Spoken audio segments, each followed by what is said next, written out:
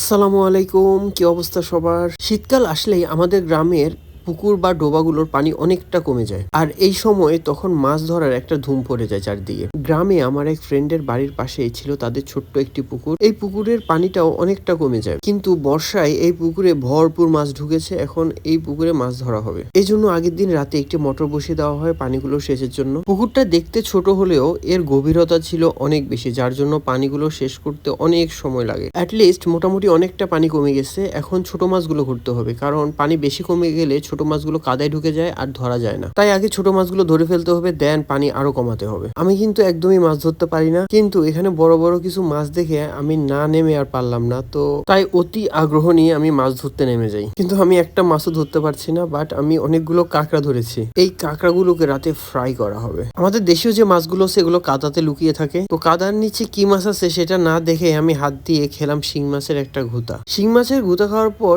কি পরিমাণ যে ব্যথা লাগছে, এটা মানে শিং মাছের ঘুতা না খেলে কেউ কখনো বুঝবেন না। আমার আঙ্গুল ফুলে যায়, হাত বন্ধ হয়ে আসে। তো এই ক্ষেত্রে আমি একটা সাজেশন দিব, যারা ছেঁকা খেয়ে বেকা হয়ে আছেন তারা অবশ্যই একটা শিং মাছের ঘুতা খান, দেখবেন আপনার ছেঁকার সব কষ্ট চলে যাবে। শিং মাছের ঘুতা কি আমার খুব ভালো লেভেলের একটা শিক্ষা হয়ে গেছে। আমি আর পুকুরে নামিনি, আমি উঠে চলে এসেছি। মাছগুলো ধরে ধরে সব বালতিতে রাখা হয়, পরে মাছগুলোকে উপরে এনে পানি দিয়ে খুব ভালোভাবে ধুয়ে পরিষ্কার করতে হয়। গ্রামের পুকুরে একসাথে অনেকজন মিলে সবাই মাছ ধরে, কেউ মাছ ধরে, কেউ পরিষ্কার করে, কেউ বাসা নিয়ে যায়, কেউ ভাগ করে। জিনিসটা কিন্তু আসলেই খুব মজার। মাছ ধরা মোটামুটি শেষ, তো কাদায় আটকে থাকা বাকি মাছগুলো হাসছে, খুঁজে খুঁজে বের করে খাচ্ছে। গ্রামের গৃহস্থরা যখন মাছ ধরে উঠে যায় তখন আশেপাশে ছোট বাচ্চারা চলে আসে পুকুরে বা কাদায় থাকা বাকি মাছগুলো ধরার জন্য। তো এখানেও বাচ্চা কাচ্চার একটা দল এসে খুব মজা করে তারা বড়দের সাথে মাছ ধরছে। তো এই ছিল আজকের ভিডিওটি কেমন হয়েছে জানাবেন। আর আপনার যদি মাছ ধরার কোনো অভিজ্ঞতা থাকে তাও শেয়ার করতে পারেন। তো দেখা হবে অন্য কোনো ভিডিওতে। আল্লাহ হাফেজ।